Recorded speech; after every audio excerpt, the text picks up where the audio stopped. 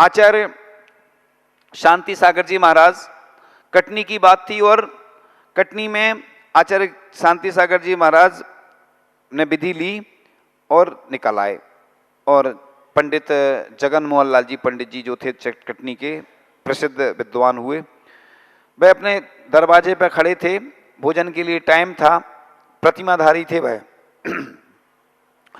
और घड़ी में चाबी भर रहे थे और आचार्य शांति सागर जी आए, उनके आगे खड़े हो गए। उनकी विधि मिल गई। उनकी वही विधि थी कि कोई चाबी भर रहा हो अपने घड़ी में। पूज्य शांति सागर महाराज जी ऐसी अटपटी कई विधि लेते थे। एक बार तो उन्होंने ऐसी विधि ली कि कोई नव विवाहित महिला हाथ में सोने के आभूषण लिए हो। एक महिला थी, उसकी नया नया विवाह हुआ होगा और उसने सोचा अरे ये मंगलसूत्र वगैरह पहने थी, उसने हाथ में ले लिए और वो आए और पड़गान हो गया और विधि मिल गई। तो कई बार वृत्ति परिसंख्यान में ऐसी विधि भी ली जाती है कि जो मिलना संभव नहीं हो, अटपटी विधि जिसको बोलते ना, ऐसे हजारों लाखों भंग बन जाते हैं। अंदर की भी चौके की भी विधि होती है। कोई महाराज जी चौके के अंदर आके भी थाली में ये वस्तु दिखेगी तो मैं आहार लूंगा, नहीं तो चला जाऊंगा। अब वो अंदर जाने में फिर क्या हो, विकल्प आते ना, कई कितने चौकों में जाओ अंदर और टाइम भी लग जाता है इतना, तो आहार कई समय निकल जाए इतना, तो इसलिए बाहर की ही विधि ली जाती है। इसके कितने असंख्यात भेद हो सकते हैं। एक महिला, दो पुरुष, इतने इस नंबर तक की गली में जाऊंगा, इस मकान तक जाऊंगा, बर्तन, फल, बहुत सारे विकल्प रहते हैं। तो इसलिए वृत्ति परिसंख्यान जब लिए तब विद्युतवत लिखा है। विद्युतवत जैसे बिजली चमकती है और रुक जाती है, ऐसी महाराज जी जाते हैं, 2-3 बार घूमेंगे और वापस आ जाते हैं। अब जिसकी फिर जैसी वो अलग अलग अनुकूलता, स्थिति, परिस्थिति, उस बारे में अपन ज़्यादा नहीं करते हैं विस्तार से। तो दही भक्ष्य है क्या? तो जो दही इस विधि से तैयार किया है भक्ष्य दूध दोहने के प्रथम समय से लेकर मुहूर्त के अंदर उबाल लिया है। ऐसे दूध में 24 घंटे के अंदर चांदी का सिक्का, बादाम, खड़ी लाल मिर्च आदि डालकर, आंवला आदि डालकर भी ऐसा दही बैक्टीरिया नहीं होते हैं, यह दही भक्ष्य। अब मक्खन है भक्ष्य अभक्ष्य। तो मध्य मांस, मधु एवं नवनीत को महाविकृति का है, अतः यह अभक्ष्य है। नवनीत की मर्यादा अंतर मुहूर्त तक एवं पंडित आसादर जी ने 2 मुहूर्त कही है। वह घी बनाने के उद्देश्य से कहा है, खाने के उद्देश्य से नहीं, इसलिए ये तो अभक्ष्य की कोटि में आता है। अब ये इसमें आता है कि अष्टपावण की टीका करने वाले आचार्य शुद्ध सागर जी सूर्य ने चारित पावड़ गाथा की टीका में द्विदल अभक्ष्य किसे कहा है? तो द्विदल मतलब दाल के जो 2 हो जाते हैं ना भाग, उसके साथ मिलाकर खाए हुए दही और छाछ सम्यक दर्शन को मलिन कर देता है, अतः इनका त्याग करना चाहिए। अब अभक्ष्य इतने हैं कि और भी हैं। तो वर्तमान में विवाह और जन्मदिन आदि की पार्टियों में दाल वाफले, है ना, तंदूरी, छोले भटूरे, खमन, इडली आदि चलती, इनमें दही मिलाया जाता है। अगर दही मिल रहा है तो अभक्ष्य है, अतः दुदल है। तथा बाजार में मिलने वाले पदार्थों में बहुत से पदार्थ अभक्ष्य हैं, जैसे फास्ट फूड का बताया, बंद डिब्बे में। आजकल तो हर चीज, चाहे मिठाई हो चाहे नमकीन, पैकिंग वाले आने लगे और साल साल भर वो रखे रहते हैं। अपने यहाँ सिर्फ घी, गुड़ आदि की, शक्कर आदि की मर्यादा 1 साल की मानते हैं। बाकी इतना जो बाजार में पैकिंग वाली चीजें आती हैं वो सब अभक्ष्य की कोटि में आते हैं। इसलिए फास्ट फूड बच्चों को तो त्याग कराया जाता है, बड़ों को भी त्याग करना चाहिए, सिर्फ बच्चों के लिए नहीं। आचार्य श्री ने तो ये तक बोला था कुंडलपुर में कि ये पहले फास्ट फूड आदि का, बाजार की चीज़ों का त्याग कराना चाहिए, फिर आहार लेना चाहिए। अब जितना जो पालन हो पाता है तो उतना बोल देते। अब व्यसन क्या कहलाते हैं? तो बुरी आदतों को अथवा दुख, पतन, विनाश आदि की उत्पत्ति में कारणभूत कार्यों को व्यसन कहते हैं। व्यसन सेवन करने वाले व्यसनी कहलाते हैं। कोई भी व्यक्ति जन्म से ही व्यसनी नहीं होता। बुरी आदत, बुरी संगति, गरीबी, धन की चाह, शौक तथा जिज्ञासा को आखिर यह क्या है देखें, आदि कारणों से व्यसन को अंगीकार कर लेता है। प्रारंभ में भी समाज, परिवार और मित्रों से छुपकर व्यसन करते हैं, बाद में लज्जा छोड़कर बदनामी को सहन करता हुआ व्यसन करता रहता था। उसकी आदत पड़ जाने पर वह चाह कर भी उसे छोड़ने में असमर्थ हो जाता है। और एक व्यक्ति व्यसन करता है और पूरा घर उससे परेशान रहता है, पूरी समाज। कई लोगों के कारण इन कारणों से आहार तक नहीं हो पाते घरों में, कि वो एक व्यक्ति अगर ऐसा करता है तो लोग बदनाम करते हैं और हम लोगों के पास आके बता देते महाराज जी वो ऐसा करते हैं। अब हम लोग ऐसे में आहार लेते हैं तो हम लोगों को समस्या, नहीं लेते तो पूरे परिवार के लोग उससे वंचित रह जाते। तो कई बार ऐसा भी कर लेते हैं कि भैया उसको छोड़ो परिवार के लोगों से। अब स्थिति परिस्थिति देखकर ये क्या होता है, पहले आके आपको बता देना चाहिए, इससे बाद में दिक्कत नहीं जाती। नहीं तो फिर जब चौका शुरू हो जाता है फिर बाद में बंद करना पड़ता है, तो लोग कहते क्यों बंद कर दिया, अब क्या बताएं कारण। तो लोगों को इन कारणों से बहुत परेशानियां होती है। इसलिए जो भी परिवार के जन हैं वह, तो आप लोग, अब जैसे वर्तमान में दीपावली पे जुआ चलता है ना, जुआ सप्तव्यसन के अंतर्गत आता है और लोग खेलते हैं, और इनका कहते जुआ किसी का ना हुआ, ये चल रही है परंपरा जैनों में। जैसे शेयर बाजार भी एक तरह से आचार्य जी बोलते हैं जुआ ही ऐसा है, इसलिए शेयर बाजार का, अपन को शेयर बाजार में पैसा आदि नहीं लगाना चाहिए, ऐसा आचार्य जी ने निषेध किया है। अब कोई वो वैसा काम करता है कमीशन आदि का, वो अलग बात है, बिजनेस वैसा करता है वो अलग है, और स्वयं वो उसमें लगा रहे हैं धन। अब उसमें कुछ प्रकार अलग अलग होते हैं, इसलिए अपन को बिना परिश्रम के थोड़ा धन लगाकर अधिक धन कमाने की इच्छा रखते हुए, ये आजकल मोबाइल में भी आने लगा ना, ऐसे ही ताश से खेलते ना वो मोबाइल में, तो वो भी जुआ ही है। चाहे तुम ऐसे ताश से खेलो चाहे मोबाइल में खेलो, और उसमें अगर पैसा लगा रहे हैं, पैसा नहीं भी लगा रहे हैं, कोई शर्त आदि लगाते हैं, तो ये भी जुआ के अंतर्गत आता है। इसलिए बच्चों में भी जैसे आजकल ये फ्री फायर गेम होता है, कई बच्चे सुसाइड कर रहे हैं। फ्री फायर और एक और कौन सा है, एक और गेम कौन सा है, फ्री फायर और एक और, हाँ पबजी। ये बहुत खतरनाक गेम है, बच्चों को अपने मोबाइल में चेक करवाना चाहिए। बच्चे भी बहुत बदमाश हैं आजकल के, क्या करते वो, जैसे आप देखोगे मोबाइल में कहो अलग कर देते वो तुरंत, फिर इंस्टॉल कर देते, फिर डाउनलोड कर लेते। तो ये बच्चों को फ्री फायर और पबजी एक बहुत खतरनाक गेम है, और जो बच्चे ये गेम खेलते हैं उनसे हम लोग आहार आदि नहीं लेते हैं, क्योंकि ये भी जुआ है। तो लॉटरी हो गई, वायदा बाजार, और महिलाएं वो एक और कौन सा खेलती हैं, महिलाएं वो नहीं, महिलाएं जो चलता ना उनमें पत्ती हैं घर में, नहीं महिलाएं क्या करती, पार्टी करती, किटी पार्टी कहती हैं वो। हम क्या करते, वो धार्मिक आयोजन करते हैं, जैन महिलाएं रहती हैं, बड़े बड़े हाउजी, हाँ नहीं, और ये जो पैसा इकट्ठा करके, अगर इसमें देखो धार्मिक क्रियाएं कुछ कर रहे हैं तो फिर भी ठीक है, लेकिन हम तो नहीं इसके समर्थन में। शहर में ज़्यादा चलता कि पत्ती वगैरह ये ऐसे चीज़ें, ये क्या है कई बार इनमें गलत आदतें पड़ जाती हैं, तो फिर उसमें गलत होने लगता। अभी एक चीज़ और सुनने में आई थी ना, जैन गरबा होता है ना, तो कहीं पर हुआ, हम स्थान का नाम नहीं लेंगे अब, क्योंकि स्थान का नाम लेने में ठीक नहीं। हमारे पास एक स्लिप आई, महाराज जी आप बोलो, अब उधर बड़ा कार्यक्रम हो रहा था, हमने कहा इस कार्यक्रम में बोलेंगे तो वो अच्छा नहीं, हम कोड वर्ड में बता देते हैं। किसी की कोई कमी होती तो बिना व्यक्ति का नाम लिए, स्थान का नाम लिए बता देते, यहीं की बात है। तो जैन गरबा हो रहा था और रात में भोजन हुआ मंदिर के अंदर प्रांगण में, और उसमें जो अभक्ष्य रहता है लहसुन प्याज आदि। अब सोचिए आप, एक ऐसी चीज़ें जो करते हैं उनका कैसे समर्थन किया जाए।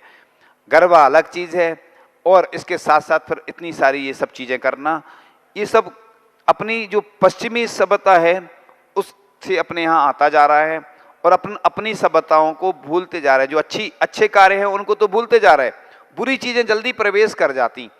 तो ये इन चीज़ों को अपन ये नहीं मानो कि मंदिर में हो रही हैं तो अच्छी हैं और बाहर कर रहे हैं तो गलत हैं। एक कार्यक्रम और हुआ था यहाँ पर, अतिथि भवन में हुआ था कुछ दिन पहले।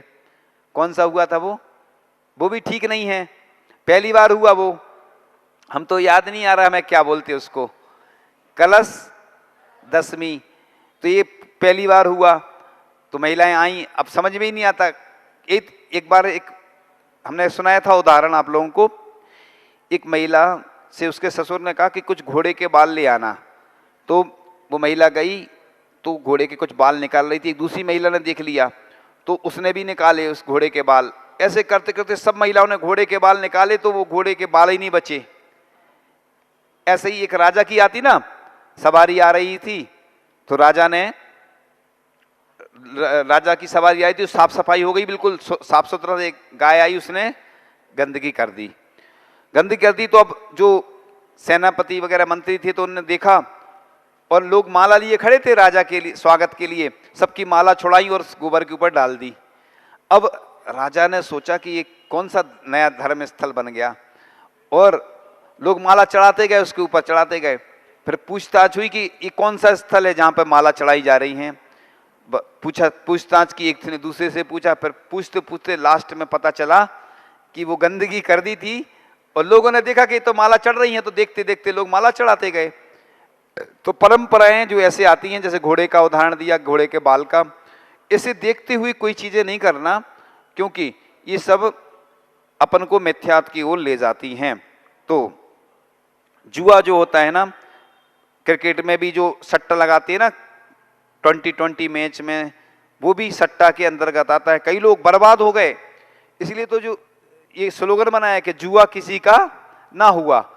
तो जुआ जो खेलते हैं वो उनका घर परिवार, हमारे पास ऐसे कई उदाहरण हैं कि जिनका घर बर्बाद हो गया। तो लोग चाहे दीपावली पे खेलें, चाहे अन्य समय खेलें, जुआ तो जुआ है। इस प्रकार से जुआ समस्त अनर्थों का कारण है, संतोष का नाश करने वाला, मायाचार का, चोरी का तथा झूठ का स्थान है। और जुआ खेलने वाले जुआरी कहलाते हैं। जुआरी लोगों का प्रत्येक जगह अपमान होता है। जाते ना, कोई जाता है तो लोग बोलते देखो ये जा रहा जुआरी, ऐसे उसके परिवार की भी निंदा करते हैं। और जुआ खेलने वाले को अन्य समस्त व्यसनों में जबरदस्ती फंसना पड़ता है।